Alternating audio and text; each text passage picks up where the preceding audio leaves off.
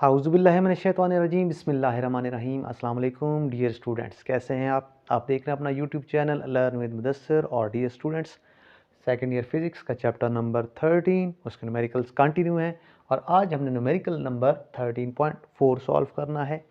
Question को समझते हैं, स्टेटमेंट देखते हैं। क्वेश्चन हमारा क्या है? क्वेश्चन में है जी, a rectangular bar of iron is 2.0 centimetre by 2.0 centimetre in cross section. एक रेक्टेंगुलर बार है आयरन की, उसका जो एरिया है, एरिया ऑफ क्रॉस सेक्शन है, वो कितना है? 2/2 है एंड 40 सेंटीमीटर लॉन्ग। और उसकी जो लेंथ है उस बार की, जैसे चॉकलेट बार होती है वैसी आयरन बार है, उसकी जो लेंथ है वो कितनी है जी? 40 सेंटीमीटर। कैलकुलेट इट्स रेजिस्टेंस, हमने उसकी रेजिस्टेंस कैलकुलेट करनी है। If resistivity of iron is 11 into 10 raised power -8 ohm metre के जो आयरन है उसकी रेजिस्टिविटी है वो हमें गिवन है, ये एक कांस्टेंट वैल्यू है। क्वेश्चन आपने समझ लिया। सॉल्यूशन में सबसे पहले हम क्या देखते होते हैं? डाटा में क्या है हमें given? Area capital A 2/2 centimetre square हो जाएगा, क्योंकि एरिया है, लेंथ और विड्थ थी, तो सेंटीमीटर भी मल्टीप्लाई सेंटीमीटर स्क्वायर हो गया। 2 × 2 4 सेंटीमीटर स्क्वायर। अब सेंटीमीटर जो है वो SI यूनिट नहीं है, हमने इसको कन्वर्ट करना है। SI यूनिट में मींस मीटर में कन्वर्ट करना है। तो हम जानते हैं कि 1 सेंटीमीटर इक्वल्स टू 10⁻⁻² मीटर होता है।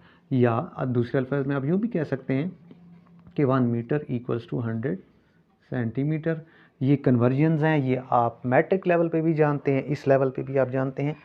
अब 1 सेंटीमीटर इक्वल है 10⁻² मीटर के, लेकिन क्योंकि सेंटीमीटर स्क्वायर है, इट्स मीन अगर आप इधर भी स्क्वायर करें और यहाँ भी स्क्वायर करें तो इसका स्क्वायर करने से हो जाएगा 10⁻⁴ और मीटर स्क्वायर जो कि सेंटीमीटर के इक्वल हो जाएगा, सेंटीमीटर स्क्वायर के इक्वल हो जाएगा। लेंथ हमें गिवन है 40 सेंटीमीटर, इसको भी हम कन्वर्ट करेंगे मीटर्स में, मतलब 40 × 10⁻² मीटर्स हो जाएगा, क्योंकि एक मीटर के अंदर 100 सेंटीमीटर होते हैं।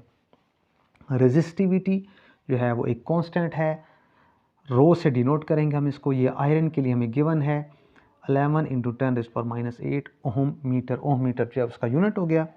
और रेजिस्टेंस हमें कैलकुलेट करनी है। अब आप इस चैप्टर के अंदर जो है रिलेशन जानते हैं कि जो रेजिस्टेंस होती है वो डायरेक्टली प्रोपोर्शनल होती है लेंथ के और इन्वर्सली प्रोपोर्शनल होती है एरिया के। और अगर आप इक्वलिटी लेके आते हैं तो यहाँ पे कांस्टेंट लगता है, जिसको हम कहते हैं रो, जो कि कहलाती है resistivity. It's mean R equals to ρL/A। Students, formula मैंने आपको बता दिया है, लेकिन यहाँ पे वैल्यूज़ पुट करने से पहले आपके लिए क्वेश्चन है जो कि आपके कोर्स में भी शामिल है कि रेजिस्टेंस और रेजिस्टिविटी में डिफरेंस क्या है, क्या फ़र्क है। बड़ा सिंपल सा है।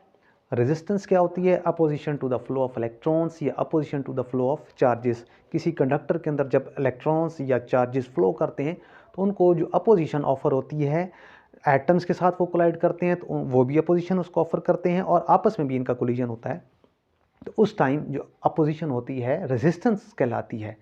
रेजिस्टिविटी क्या होती है? ये एक फिक्स वैल्यू है और इसको हम कैसे डिफाइन करते हैं कि resistance of 1 metre cube of the resistor. It's mean अगर आपके पास कोई वायर है, कोई कंडक्टर है, उसकी लेंथ जो है वो 1 मीटर है, उसका जो एरिया ऑफ क्रॉस सेक्शन है वो 1 मीटर स्क्वायर है, तो उस वक्त उसकी जो रेजिस्टेंस होगी वो कहलाएगी स्पेसिफिक रेजिस्टेंस, या जिसको हम रेजिस्टिविटी भी कहते हैं। तो यकीनन आपको ये डिफरेंस जो है वो क्लियर हुआ होगा। अब हम वैल्यूज़ पुट करते हैं। वैल्यूज़ कैसे पुट करेंगे जी? R equals to rho resistivity given है हमें 11 × 10⁻⁸ ओहम मीटर।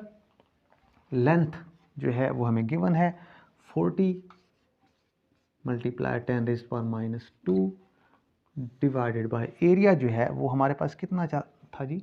4 × 10⁻⁴।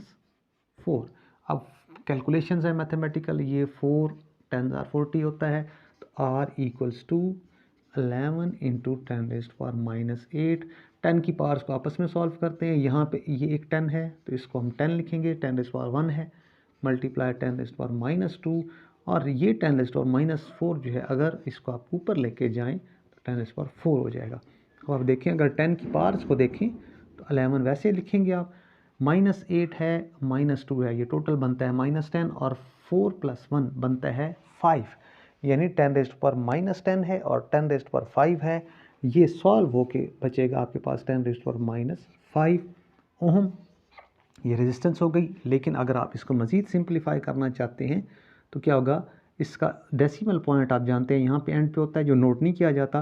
तो अगर एक पॉइंट आप इधर मूव करेंगे तो ये हो जाएगा 1.1 और 1 डेसिमल पॉइंट इधर मूव करने की वजह से यहाँ पे 10⁻1 हो जाएगा।